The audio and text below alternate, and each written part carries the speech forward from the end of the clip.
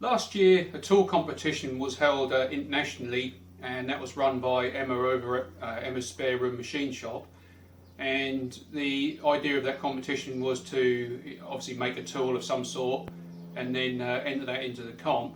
And last year's winner was Nigel Walton, and he's got a channel called Go Create Hobby Machine Shop, and his entry was a floating reamer holder.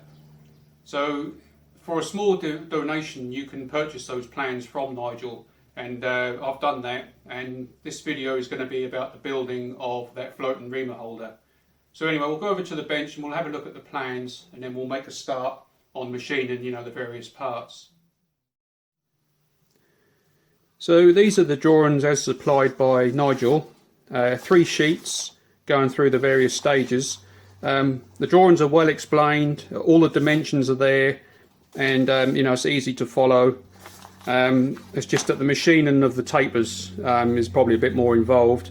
But anyway, so this is the end result of what we're going to be building. We've got a Morse taper 3 on the back here, which goes into the lathe, and then the front will have like the chuck on for, obviously putting the reamer into that chuck.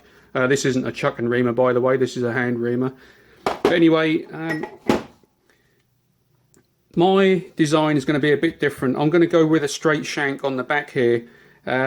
The reason for that is I want to be able to use this across the milling machine, the lathe and drill press. And I can do that by installing this into a collet chuck, into the lathe's tailstock, or a collet chuck into the milling head on the milling machine. And the same with the drill press as well. So that's my reasoning for that. The rest of it's going to be the same, and I'm just going to have a different taper on the end here to accept this chuck. This chuck has got what they call a B16 taper, so I've drawn that up here, and we'll follow that to cut that taper at a later time. But we're going to begin with the back part first, which is this part here. So it calls for a piece of material 4130, but I've got a couple of slugs of 4140 which I'll be using. So I've got one for the front, for the nose section, and then I've got the one to make this part of the main body. So we'll get this chucked up in the lathe and we'll start to turn that down to size here. The other thing is I'm going to go with a metric thread, and we've got an M45 by a fine 1.5 pitch.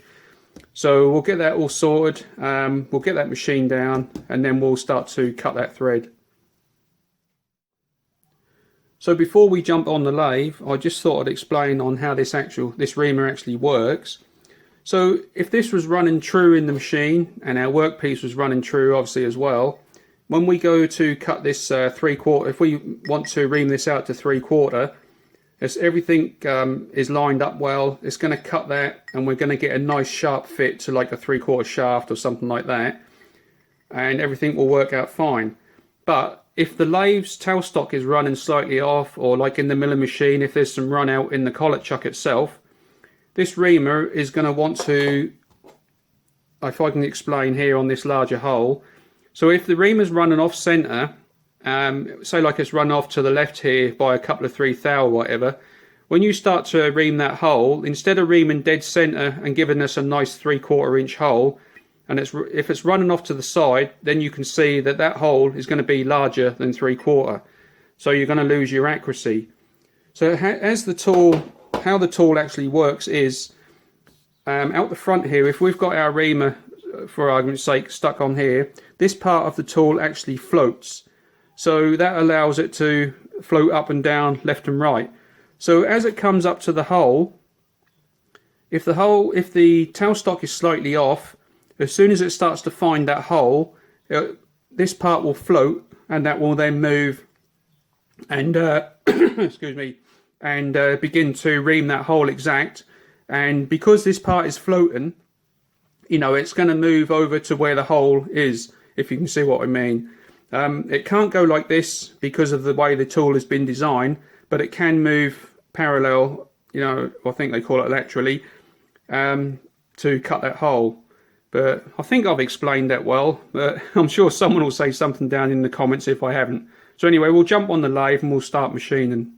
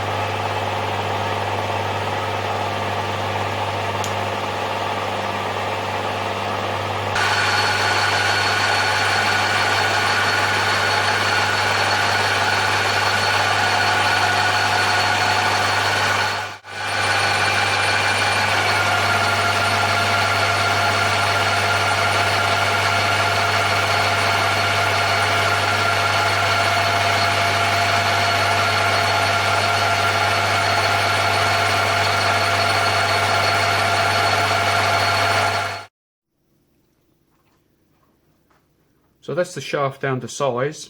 What I've done now, I've taken the 3-jaw off, put the collet chuck on, and we've turned this around, and we're now going to machine this down to the major diameter for the threads, and then we'll do the minimum diameter or the minor diameter, and then we'll cut those threads on the back portion of this piece of stock. But first of all, we just want to have a look and just see how true we're running. So the collet chuck is normally pretty good, but we will just double check.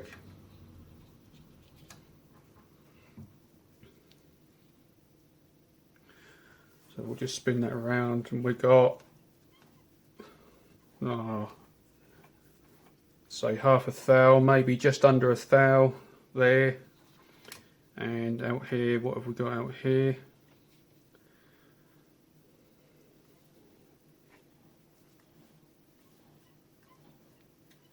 And more or less the same out here, maybe a thou.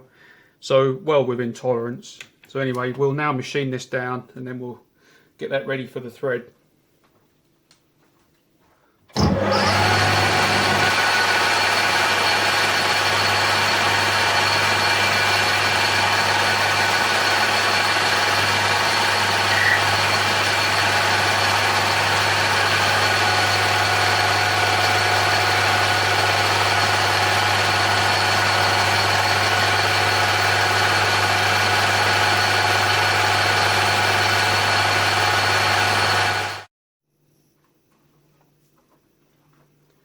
So the diameter is now down to the major size of the thread.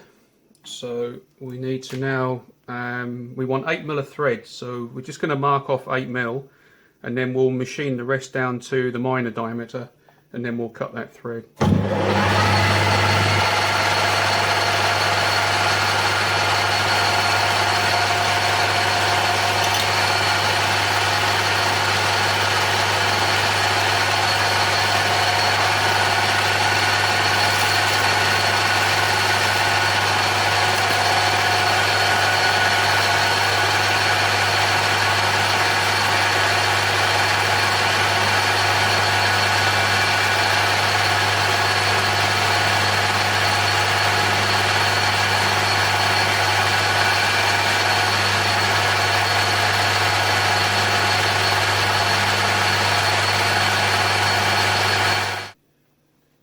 So we've got our minor diameter here and our max diameter here, and we'll now set up for cutting that thread.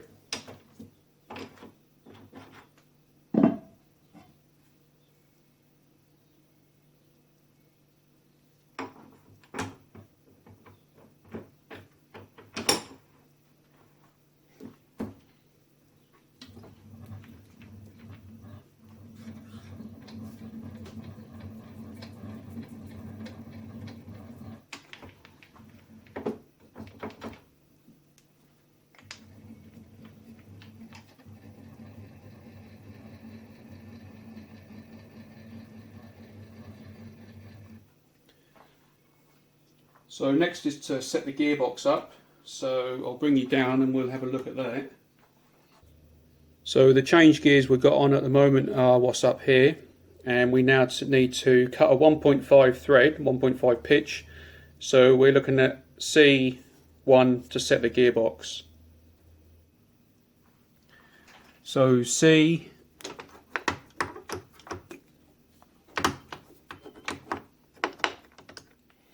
one. So that's all set. And next is to change the belts.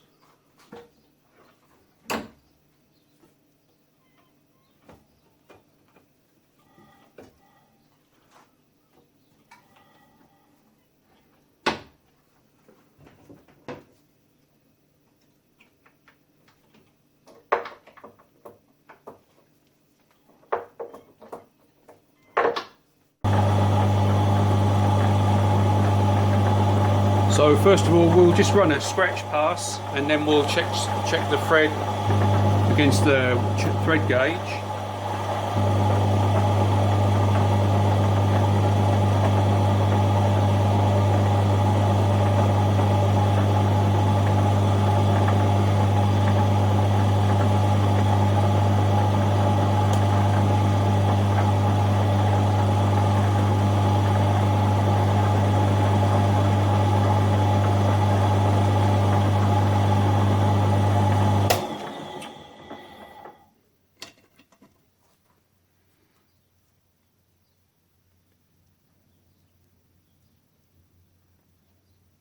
Yep, spot on.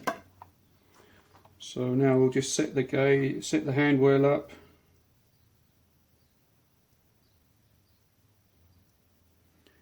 Right, reverse the lathe.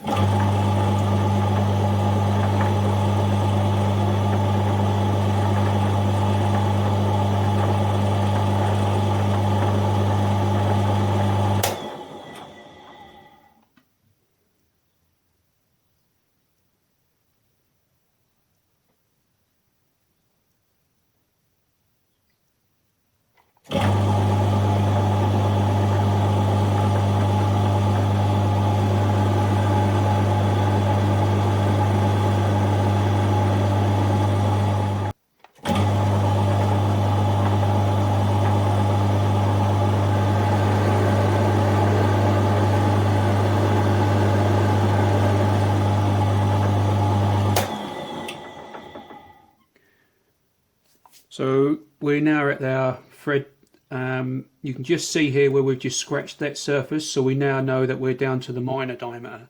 So that thread's now ready and finished. So what we'll do, we'll just run a spring pass back over that and just clean that up a bit more.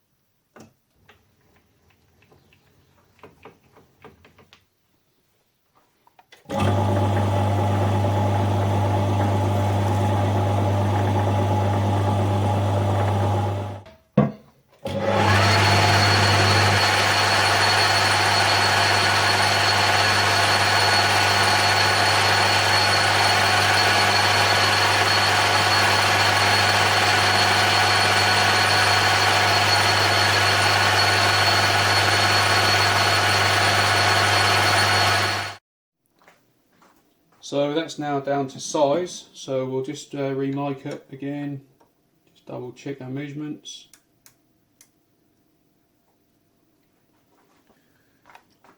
And we are, once we get in focus, just a couple of tenths over, so that'll allow us just to polish that up a bit and give that a nice smooth finish.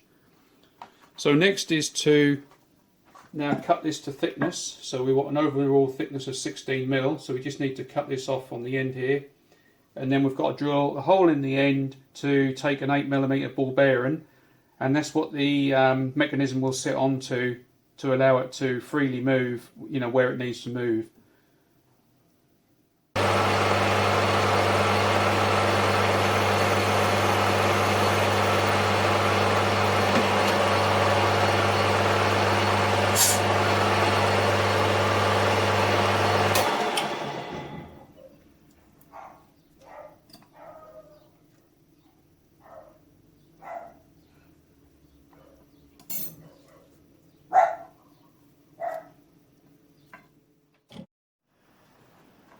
Next job is to drill two 5mm holes at 25mm apart, so 12.5 each side of the centre, and in there will be a couple of drive pins, which I'm going to make those out of, I've got some stainless there, so they're 5mm diameter stainless, and then we'll just push those pins in and then just Loctite them in. So I've got this dead centre to the spindle. I've just got a piece of 8mm drill in here, and we're sitting dead in the centre, so we can change that out and then swap that for a centre drill, and then we'll just centre drill those two holes and then drill those out and ream them to 5mm.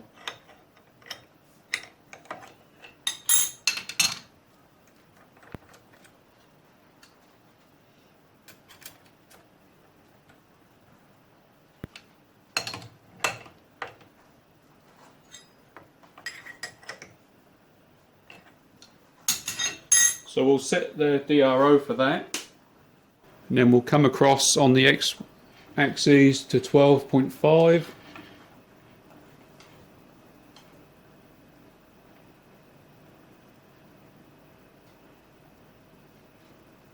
And then we'll do our first hole.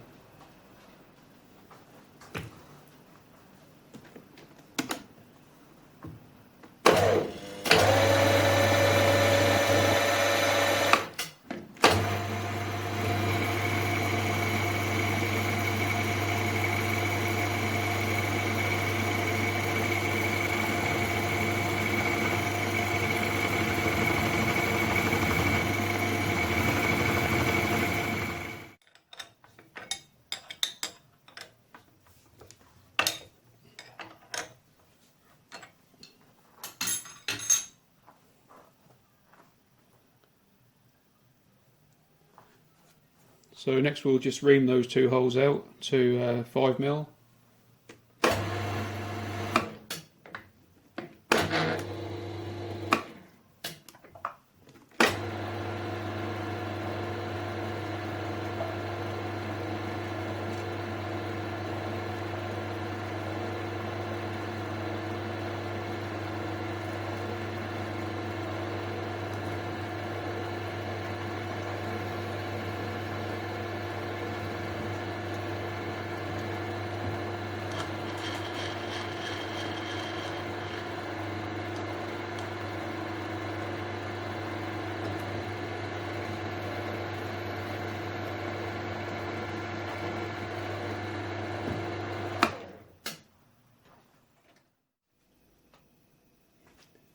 So that's that piece all done. So all we've got to do now is just drop these pins in with a bit of Loctite.